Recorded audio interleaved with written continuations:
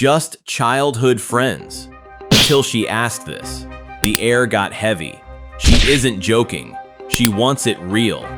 Welcome to the couple zone. Toiro wondered why Masaichi was grinning like an absolute idiot until she saw the loot. The madman actually secured the limited edition deck. He gave her full credit for the dub, then dropped the ultimate bribe.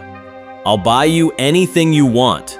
Toiro's brain instantly short-circuited to junk food, completely ignoring the fact that this man is supposed to be on a diet. He flashed the rare cards like a poker pro, vowing to buy out the whole store just to see her hype. Then things got weird. He started getting philosophical with a teddy bear, praising her genuine vibes. He sat there petting the plush, glazing Toiro up about her radiant beliefs. She smelled a trap immediately. She snapped back and told him to save the speeches because cheap flattery wasn't going to work on her. Toiro's stomach took control, demanding he buy some sweet egg rolls. But she froze, remembering the schedule, and stopped him at the door. She sat down to announce she was finally hanging out with Arara. He admitted the squad hadn't linked up in a hot minute. She promised it was strictly for the girls, but he hesitated. Masaichi dropped the no simps allowed rule to keep things strictly business. Toiro agreed, but that pout screamed she was hoping for a little romance. She admitted the guest list was sketchy, so he offered to keep the fake boyfriend act running just in case she needed a shield. Then she got clingy, asking if he was sick of her yet. He ignored the drama, logging their after-school mission as a clean win. He told her to stay on guard, keeping the vibes serious. Then he hit the suspicious side-eye and she had zero clue what he spotted. Her killer instinct vanished. She grabbed a plushie and went full hard eyes mode. She climbed onto the bed, setting up a shameless fan service trap. She told him not to look down. He ignored the bait, scolding her for having zero dignity. Things got awkward fast. She gripped her skirt, struggling to get the words out. She finally broke the silence. Masaichi tried to convince himself this was just normal childhood friend drama, but he knew it was serious. She didn't say a word. She just hopped onto the desk, looking totally flushed and spaced out. Masaichi started sweating bullets. He called her name, checking if the lights were still on upstairs. He didn't wait for a response. He grabbed her wrist tight, forcing her to lock in. Masaichi flinched like he touched a hot stove, but the room went dead silent. He realized he was trapped on the bed, staring right into her eyes. His brain completely overheated, leaving him stuttering. Kurumi was laser-focused. She teased that this is just standard protocol for couples. Then, she made her move, sliding her leg over him to seal the deal. She yeeted the stuffed animal off the bed. No distractions allowed. She asked if he was ready for the main event. Masaichi stammered and terrified of the answer. She didn't hesitate for a second. She grabbed his hand tight. Then she invited him to cross the line and give it a real try. A hand yanks his shirt, bodies hit bed. She pins him, faces close, both frozen. Her words about after this slam into him. He's overthinking the next step, staring back. He admits he can't even picture it. He locks himself down, refusing to advance. Saragaya once joked her culture grabs eyes first. Masaichi's panicking, sweat pouring like a busted faucet. He slams the brakes. This is Toiro. Their hands lock, warmth blares like sirens, and his brain screams rules, heart says risk. Yet her sleeping face pulls him closer. He hovers on edge. One choice changes all. If you want part 2, comment after this below. Toiro lies back, letting the heavy nostalgia sink in. She knows things aren't the same anymore. Kurumi realized she had made a massive tactical error. Her heart was pounding hard enough to crack a rib. She had to lock it down, because if he found out she was panicking over her own suggestion, she would absolutely die of cringe. She started running the numbers on anime logic. Usually, a little accidental culture leads straight to the spicy scenes. Then, the atmosphere shifted. They leaned in, caught in the gravity.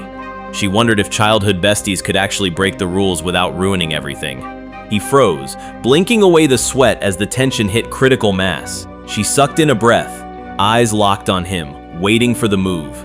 The air got heavy, turning into a silent standoff with nothing but their jackhammer heartbeats filling the room. She clapped her hands, snapping them out of the trance instantly. That was enough excitement for one day, so she called a hard timeout before things got too rated R. Masaichi rebooted, blinking the stars out of his eyes. He begged for a pause button before he crashed from the stress. Toiro agreed, but dropped a truth bomb. She only pounced because his guard was trash. Just a little sparring match for the advanced relationship tier. She leaned in with a smirk, asking if he was secretly hoping for the fan service DLC. Masaichi turned nuclear red, absolutely cooked by the question. She relaxed on the bed, totally unbothered, while he face-planted in defeat. The casual vibe drove him crazy. He felt relieved to survive, sure, but honestly, he was kinda salty she didn't commit. Kurumi's brain is absolutely cooking from the proximity. She notices his shoulders are actually way broader than expected. If he hugged her now, she'd completely disappear inside him. Even holding hands earlier felt surprisingly rugged. She sits there, convinced he was checking out her growth spurt. Then Masaichi kills the mood and faceplants into the mattress. He lay there, kicking himself for fumbling the mood with that stupid joke. Kurumi bounced right back though. She shook him awake for round 2 of shopping, but strictly banned him from paying this time. Staring at that mountain of gifts, he remembered the harsh truth. They aren't a real couple. The clock ticks down the final seconds of classroom purgatory. Toiro hits the group chat, claiming she's dipping early for some mysterious business. The bell screams and the teacher demands their homework before anyone can escape. Masaichi hands over the loot and ditches the cleaning supplies. Now he's faced with a rare crisis. Free time. He weighs his options. Hit the card shop or browse the bookstore to kill the boredom, but the solitude feels wrong, so he decides to just head home. Turns out he's been glued to Toiro's hip for so long his independence has officially atrophied. Then he catches a glimpse of her on the stairs. He calls out, looking for a walking buddy. She doesn't even wave. She just fixes her shoe and bolts out the door like she's on a heist. So much for the errand. Masaichi activates stalker mode. He follows her outside, watching her creep toward the blind spot behind the school building. Masaichi tries to sneak up on her, but he gets counter-ambushed. A hand snipes his backpack strap, yanking him backward with a violent jerk. It's Urara, and she demands silence. She drags him into the shadows, signaling him to shut his trap because Nakasone is right there. She forces him down, turning them into accidental spies. They peek around the corner, desperate to see the drama. And it is juicy. Some confident senior is confessing his undying love to Toiro in broad daylight. Masaichi nearly chokes on his own spit. Toiro tries the polite, "it's too sudden" defense. But this guy has zero shame, admitting he only wants her because she's the hot miracle of Meihoku. He begs her to date him for the high school clout. Masaichi judges this meathead's lack of brain cells. Toiro lets out a sigh that says, "I am not paid enough for this." She tells him his fantasy is wrong. Then she drops the nuke. She already has a boyfriend, so this conversation is over. That triggers his fragile ego. He chases her down, screaming that her boyfriend is probably some weak little loser. He refuses to take no for an answer. He gets aggressive, grabbing her by the collar to force a yes. Suddenly, chaos erupts. A human wrecking ball slams into the scene. It's a total collision, leaving everyone confused. Toiro looks up and freezes. She spots Masaichi hiding nearby, looking guilty as hell. The silence is deafening until she finally whispers his name. But Urara isn't done yet. She unleashes her inner demon, hissing at the senior to back off before he gets deleted. The guy is absolutely terrified. Kurumi wasn't buying the stealth mission. She was casually tracking her stalker. She spun around and called Urara out for following her. Urara panicked. She claimed she was just here to grab her bike. That was a terrible lie, since Kurumi reminded her she takes the train. Urara snapped. She ran while crying, screaming she was just worried sick. The noise caught Masaichi completely off guard. She got right in his face. She demanded to know why he stood there and did nothing. Then she went for the throat. "Aren't you supposed to be protecting Toiro?" Masaichi froze as she twisted the knife. "If you're actually her boyfriend!" With that mic drop, she stormed off, leaving everyone scrambling to catch up. The mystery girl dips before Toiro can even say thanks. She hits the floor, totally bummed she missed her chance. Then she spots Masaichi lurking nearby. Dude is sweating bullets and looking incredibly suspicious. He claims he was grabbing his bike, but Toiro calls cap immediately since he always walks. She roasts his terrible lying skills as they head home. She breaks down the trap. A classmate lured her in, but it was just a setup for that creepy upperclassman. Toiro laughs it off as a giant, stupid waste of time. But Masaichi stays quiet, with his jaw tight. She waits for a laugh that never comes.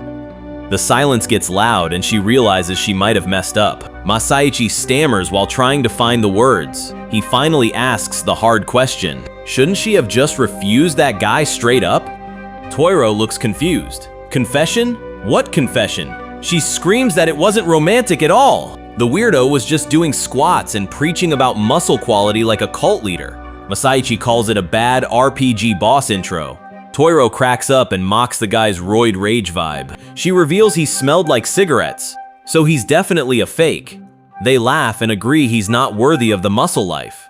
Masaichi thinks about how the guy was just a poser, but the relief turns into guilt. He hates that he was too scared to move when it mattered most. Masaichi couldn't figure out why everyone treated his relationship like a glitch in the Matrix. Was he really that repulsive? Actually, scratch that, he knew exactly why. Toiro was top-tier royalty while he was basically an NPC. On paper, they were a total mismatch. They kept their history and her secret otaku obsession under wraps. Visually, it was like pairing a diamond with a rock. Then, a wild challenger appeared, completely ignoring the boyfriend barrier. Big problem.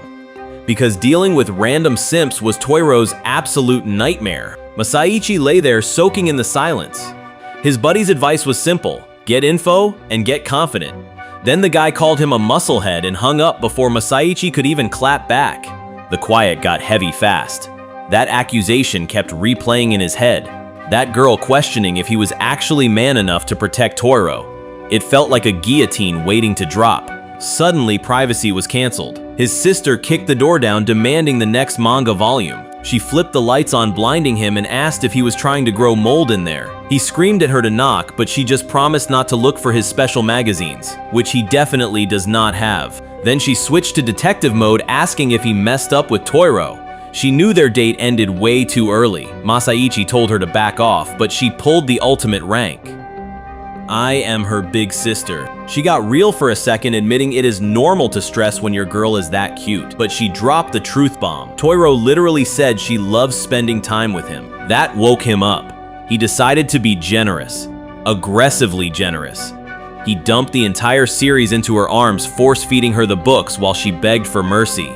He bailed, running downstairs to head next door. His sister watched him go, struggling under the stack of books. She smirked at the cringe of young love. He pulled out his phone and fired off the invite. Come out for a sec. Masaichi stood outside, spiraling. He loved the gaming and the vibes, but his brain was convinced he was just a glitch in her system. Then the door clicked, and Toiro stepped out. She hit him with the sass immediately, asking if he missed his beloved girlfriend.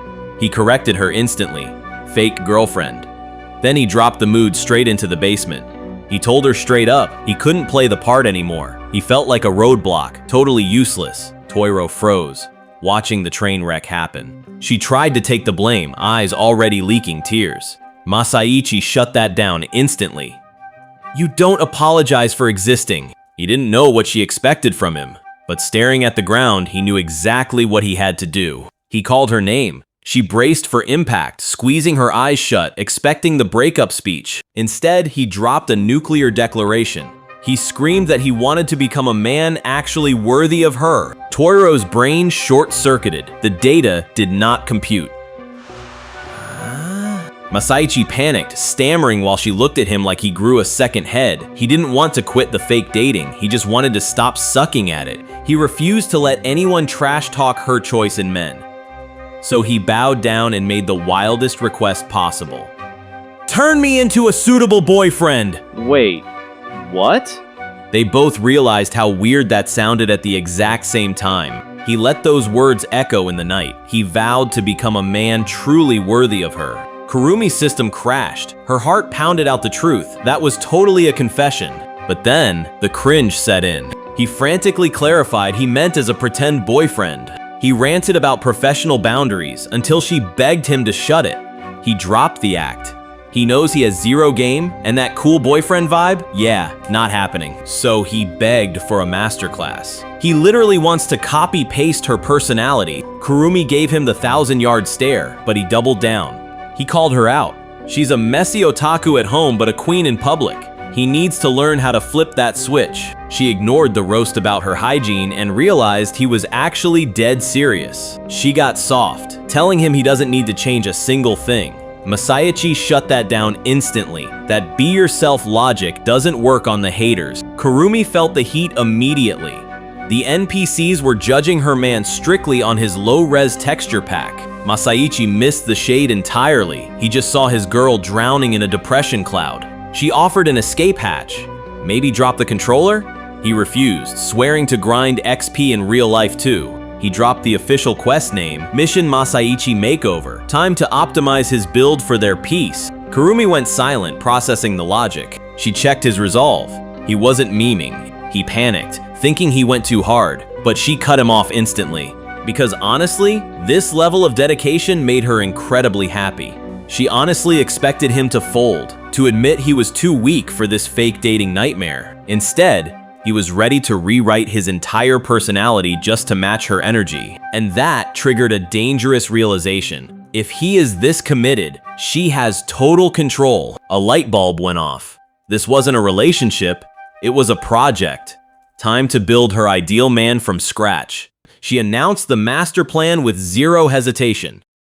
Masaichi didn't even flinch, saluting General Toiro like his life depended on it. But the walls have ears. A creep in the shadows was already snickering at their little drama. Target locked. The class friendship trip is in 2 weeks. She bans an immediate makeover. Changing styles right now? That is pure cringe. Most guys dress like NPCs outside of school. This is his chance to stunt on them. She cranks the height meter up to 11 and announces Mission Masaichi, the ultimate glow-up strategy. He stares at the sparkly diagram, wondering who the hell that stranger is even supposed to be. She lays out the master plan, forced public exposure to sell the lie. He folds immediately, accepting his role as her obedient soldier. But he sets the clock, 2 weeks until D-Day, and she is absolutely buzzing for the chaos. Mission briefing over, she kicks him out for the night, but just as the gate squeaks shut, she calls him back, hitting him with a lethal smile and a soft goodnight. He barely manages to stutter a reply without passing out. Inside, the reality of the scheme finally hits her. Meanwhile, he freezes up, realizing there is no turning back now. Back in her room, Kurumi realizes she just unlocked the ultimate feature. She starts screaming because she can finally customize Masaichi however she wants. She dives onto the bed and admits she totally lied earlier. His current style isn't okay, it is absolute trash. She whips out her phone and starts scrolling for boyfriend coordination tips, desperate to fix his tragic drip. Meanwhile, Masaichi is taking critical cringe damage just thinking about the word boyfriend. He slams his face into his pillow, realizing this is officially the darkest stain on his personal history. He prays that this embarrassing saga never makes it into the history books. Kurumi decides to rest up, absolutely giddy about playing with her new human doll, while Masaichi just sweats, terrified of what horrors the morning sun will bring. Silence falls over the neighborhood as the duo prepares for the absolute madness of tomorrow. Time for the Masaichi makeover mission. The goal is simple, make him the perfect fake boyfriend, but he is sweating bullets as the executioner readies her blade. Toiro channels her inner slasher villain. She corners him, snapping those scissors while he screams for his life. She ignores the panic and lays out the tools. Her verdict is harsh. His current hairstyle is totally lame. He asks if it is really that bad. She hits him with the truth. It is dense, gloomy, and looks like a safety helmet. She swore she could fix his image with a simple pair of scissors. He tried to book a pro, but she looked at him like he just committed treason. She reminded him they needed cash for the shopping trip, so he was the sacrifice. He surrendered to the budget gods. Newspapers down, scissors out. She claimed she was a pro at self-haircuts, but the second she combed his neck, he froze. She warned him the back needed a heavy chop. He just prayed for mercy. Snip. The first lock fell. He started squirming, asking if she missed a spot. She grabbed his skull and told him to freeze before he lost an ear. Then came the pressure. She squished his face, declaring this the most critical moment. He was sweating bullets. But then, a critical incident.